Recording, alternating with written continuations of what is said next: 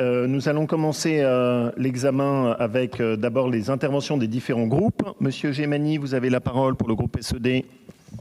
Merci Monsieur le Président. Mes chers collègues, c'est avec amertume et indignation que je m'adresse à vous.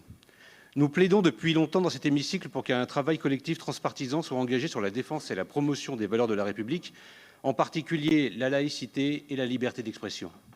L'assassinat de Samuel Paty l'a montré dans toute son horreur. Laïcité et liberté d'expression sont intimement liées et au cœur des enjeux de notre société. Leur défense, promotion et transmission aux jeunes générations ne devraient jamais nous désunir, mais au contraire nous rassembler. C'est cette unité qui est en débat ce matin et c'est la raison de notre désaccord concernant ce rapport, sa méthode, son écriture, son intitulé comme son esprit. Votre recherche d'un consensus est une fois de plus une mascarade. En réalité, vous n'en voulez pas. Ce que vous voulez, c'est jeter la confusion sur la laïcité et les valeurs républicaines à vos seules fins politiciennes en créant la division pour mieux nous accabler. À ce jeu dangereux, nous refusons d'y prendre part.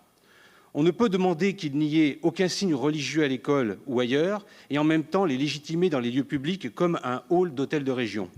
On ne peut exiger des musulmans ce que l'on n'est pas capable de respecter quand on est catholique.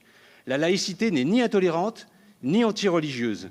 Mais on constate que d'un côté, certains catholiques voudraient que la France redevienne une nation chrétienne, de la même manière que des fondamentalistes estiment que toute critique de l'islam serait de l'islamophobie. L'unité ne se décrète pas, elle se mérite. Et un consensus ne s'impose pas, il se construit par la volonté et la responsabilité politique. Et pour cela, il faudrait de la sincérité, de l'honnêteté intellectuelle et de la clarté politique.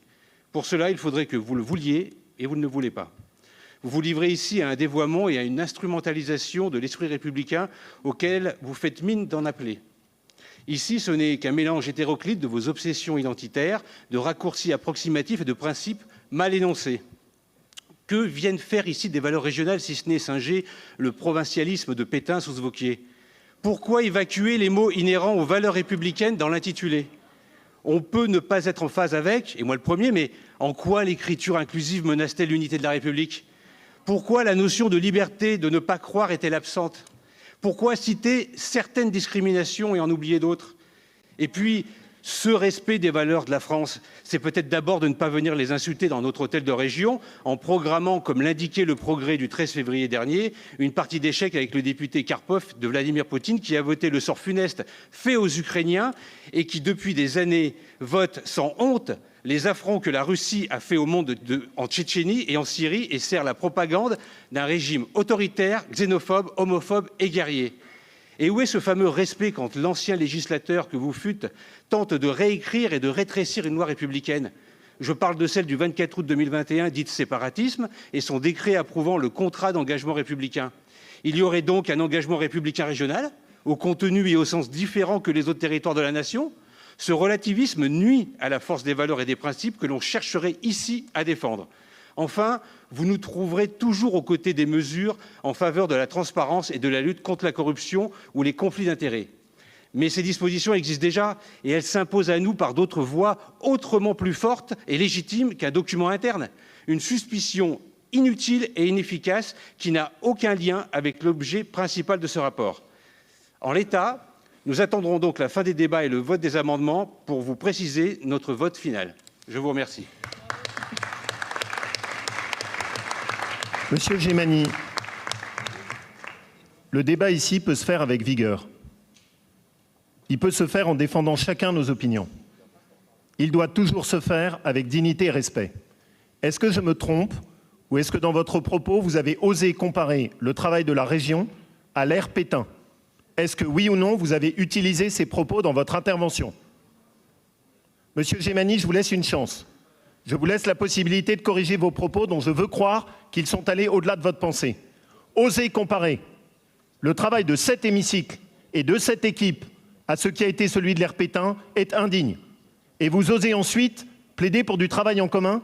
Je vous laisse une chance de retirer votre propos dont je veux croire qu'il a dépassé votre pensée.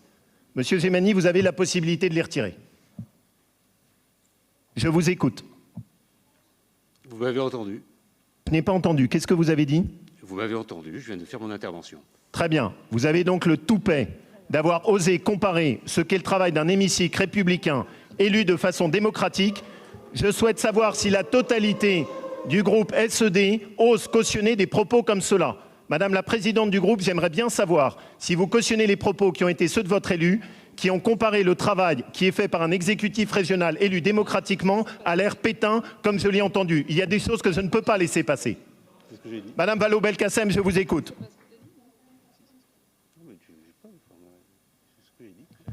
Mon Dieu, comme ceci vous fait honte. Madame Vallaud-Belkacem, je vous écoute. La liberté d'expression. Président, je rappelle qu'il y a sur ces bancs une liberté d'expression et je vous invite à vous référer aux propos exacts qui ont été prononcés par mon collègue Stéphane Gemani. Ça n'est absolument pas ma question. Ma question, Madame Vallaud-Belkacem, sur des propos qui dépassent les bornes que je peux accepter, qui ont consisté à assimiler le travail qui est fait par des élus républicains ici au fascisme de Pétain. Je souhaite savoir si, en tant que présidente du groupe, d'un membre qui appartient à votre majorité, vous cautionnez ces propos. Vous êtes présidente du groupe, la question n'est pas de savoir si c'est les propos de Monsieur Gemani. Je vous demande, parce que je considère que vous avez franchi une ligne rouge, est-ce que vous validez les propos qui viennent d'être tenus ? D'abord, sur la forme, j'apprécierais une autre façon de parler à un groupe de votre opposition. Non, mais Madame Vallaud-Belkacem, vous venez de traiter de pétainistes ces membres. Et sur le mais fond, enfin, c'est indigne. Et sur le fond, la raison pour laquelle je vous invite à relire les propos de Monsieur Gemani, c'est que ce n'est pas ce qu'il a dit. Ce que vous êtes en train de prétendre est à côté de la réalité. Donc je lui donne la parole. Gemani, vous avez la si gentillesse de répéter les propos que vous avez tenus, comme ça tout le monde pourra bien les entendre. Allez-y, Monsieur Gemani.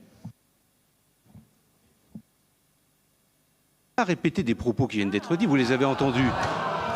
Monsieur Gemani, ce que vous avez fait est une honte. C'est indigne. Tout n'est pas acceptable en démocratie.